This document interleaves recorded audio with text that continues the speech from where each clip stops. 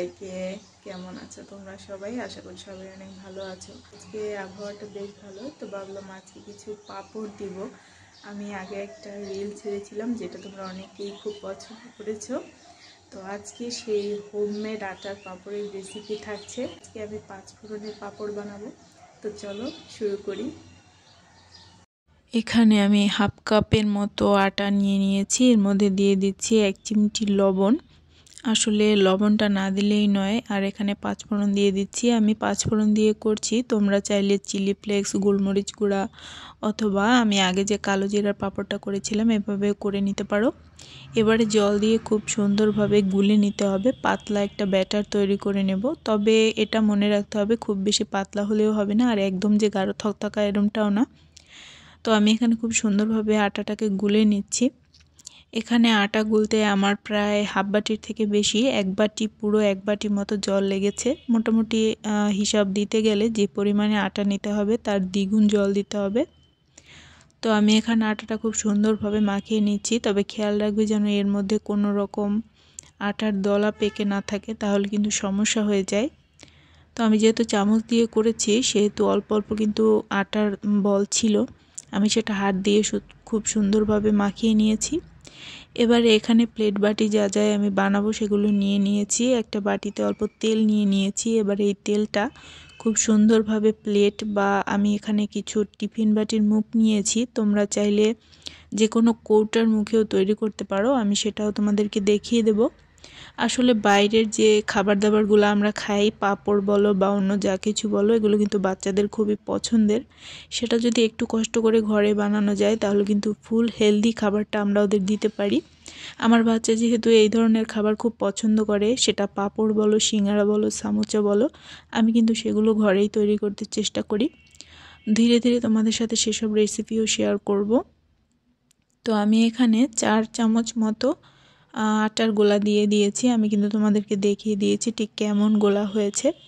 এবারে জলটা ফুটে উঠেছে, আমি প্লেটটা দিয়ে দিলাম। এটা হতে কতক্ষণ টাইম লাগবে সেটা হচ্ছে তুমি আটার পাঁপড়টা দিয়ে ভাপাতে দিয়ে অন্য একটা তৈরি করতে ঠিক যতক্ষণ টাইম লাগবে ততক্ষণই হবে, মাত্র কয়েক সেকেন্ড, হয়তো বড় জোর 3 থেকে 4 সেকেন্ড মতো লাগবে। জলটা ফুটে উঠলে দিলে তারপরে কিন্তু 3-4 সেকেন্ড বা বড় জোর 5 সেকেন্ডের বেশি কিন্তু লাগবে না। এদিকে আমি আর একটা পাত্রেও ঠিক একইভাবে দিয়ে দিয়েছি সেই টিফিন বাটির মুখটায়। এর মধ্যেই দেখো পাঁপড়টা কিন্তু অলমোস্ট ভাপিয়ে নেওয়া হয়ে গিয়েছে। আমি এটা নামিয়ে খানিকক্ষণ ঠান্ডা করে নেব। আর যেহেতু বাটির মুখগুলাই দিব, তো কৌটার মুখগুলোকে আমি এখানে একটা ঝুড়ির উপরে দিয়েছি, তাতে করে 2টা দেওয়া যাবে, এর বেশি দেওয়া যাবে না। এখানে আমি একটা প্লাস্টিক কৌটার মুখ নিয়েছি, একইভাবে তেল মাখিয়ে নিয়েছি। তবে তেলটা কিন্তু খুব বেশি মাখানো যাবে না, তাহলে কিন্তু ছেড়ে আসবে আর আটকে থাকবে না। এজন্যই একটা কাপড় ব্যবহার করা ভালো, যে তেলটা দিয়ে একটু মুছে নিলে। আমি অল্প একটু তেল দিয়েছি হাতে করে মাখিয়ে। যারা নতুন বানাবে তারা অবশ্যই একটা সুতির কাপড় নেবে, কাপড়টা ভিজিয়ে তেলে তারপরে মুছে নেবে, তাহলে কিন্তু হয়ে যাবে। বড় পাঁপড়টা আমি কেটে কেটে তুলছি, কারণ এত বড় পাঁপড় ভাজি দিলে অনেক বড় হয়ে যাবে, এতে করে তেলটা কিন্তু বেশি লাগবে। ভাজতে গেলে কম তেলে ভাজতে হলে এরকম ছোট ছোট করে পাঁপড়গুলো কেটে শুকা দিলে কিন্তু অনেক বেশি ভালো হয়। দেখো, একটা ছুরি দিয়ে এভাবে একটুখানি ফাঁকা করে নিয়ে টান দিলেই কিন্তু পাঁপড়টা অলমোস্ট উঠে আসবে। আমি একটা রেক্সিন নিয়েছি, এর উপরেই পাঁপড়গুলোকে রোদ দিয়ে দেব। তোমরা চাইলে পলিথিনের উপরেও দিতে পারো, তবে পলিথিনে দিলে অবশ্যই একটু তেল মাখিয়ে দিতে চেষ্টা করবে। সুতির কাপড়ে দিলে সব থেকে বেশি ভালো হয়। আমার কাছে এই দুইটার একটাও ছিল না, বড় পলিথিন বা সুতির কাপড়, এই কারণে আমি ছোট একটা রেক্সিনে করে দিয়েছি। দেখো, আমি এইখানে মোটামুটিভাবে সবগুলো কিন্তু আমার হয়ে গিয়েছে। খুব সুন্দর ইজিলি এটা খুলে আসবে একটুখানি তেল মাখিয়ে দিলে।